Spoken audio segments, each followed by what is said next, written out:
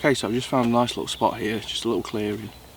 A lot of this woodland is covered in bluebells at the moment, so I don't want to disturb too many of them, since they're a protected species. But what I'd like to do at this moment in time is show you some basic fire starting. So, in here, this is my tinder pouch which I just made with an old bit of boot leather, some paracord, and just another bit of scrap leather I got to make a toddle with. I'll just undraw this. I'll show you how to make one of these in another video. So I'll just open it up fully so we can see what's in here. So this is obviously where I keep this is my basic fire kit. So we've got flint and steel, otherwise it's ferricidium. You can get these relatively cheaply. Obviously this makes a spark. The other two items I've got in here at the moment is we've got birch bark. Now this is very good for creating a flame. It's full of oils, which what you do is you scrape it up into a nice little pile, strike it, get some sparks in there, and it'll create a small flame. And then you can use some of the other, I like to keep these little bits in here to just put on to get it going. We'll show you that in a minute. The other thing I've got in here is a cramp ball. I generally tend to cut these in half. This won't necessarily take a flame, well, it won't take a flame, but what it'll do is it'll catch a spark very easily, and it smoulders for a good length of time, which will allow you to use other materials such as like dry grass or bracken to create a little nest. You put that ember in, and then you blow into that, and then once it gets up to a critical heat, it will then take flame, and then you've got your fire. So what I'm going to do now is I'm just going to clear a little area here, and we'll show you how to get a little fire going with the birch bark.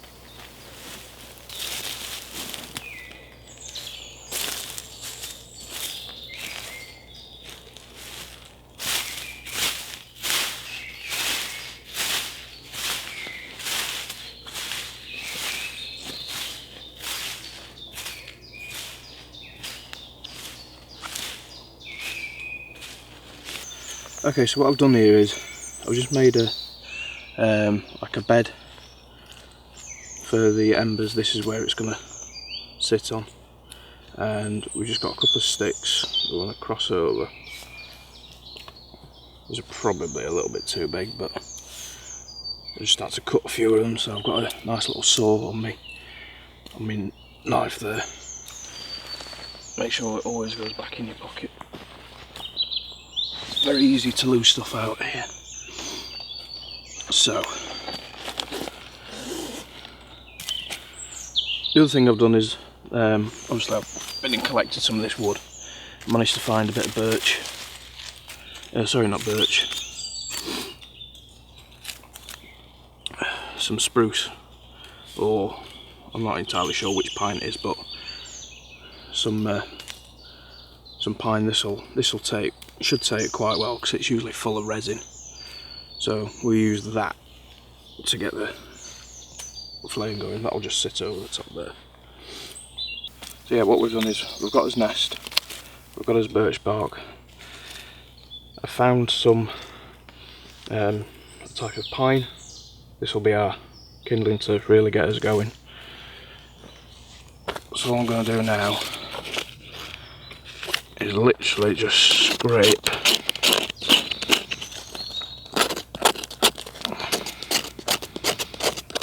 up the surface of this bark. Okay, what I've done is I've just got another piece, because there wasn't much left scraping up off this piece here. So the next step is to find one of your sticks that's got a good bed on it, so you can rest your steel on there. Come into a nice part. There's a few techniques. What you don't want to do is just go down and flatten it. You just want to shower a few sparks in there.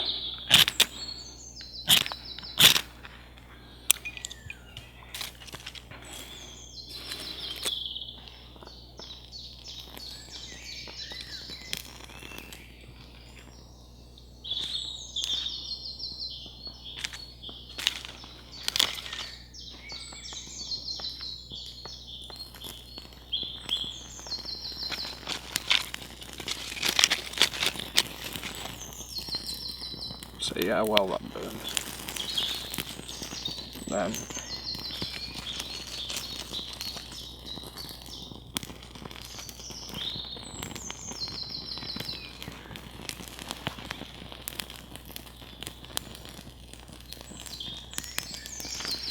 you think that the fire's dying out a little bit, you can just lift the sticks up, gets a bit more surface area in there. And there you have it.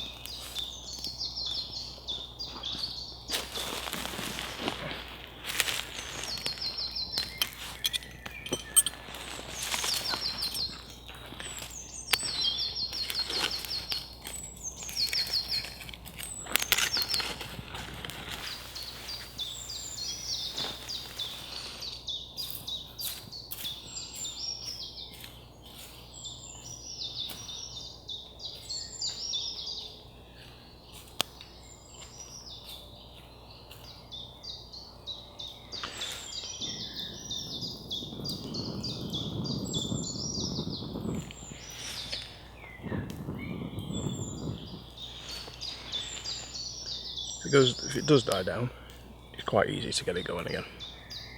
Just give it a bit of a gentle blow, and that'll kick it up.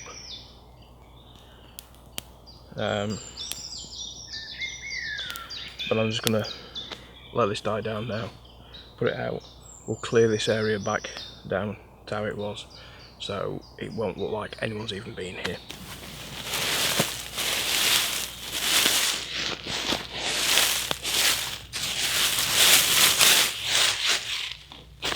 Always a good idea to cover your tracks.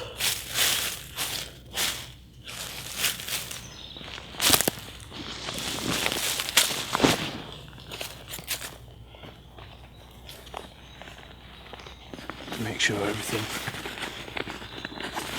is accounted for.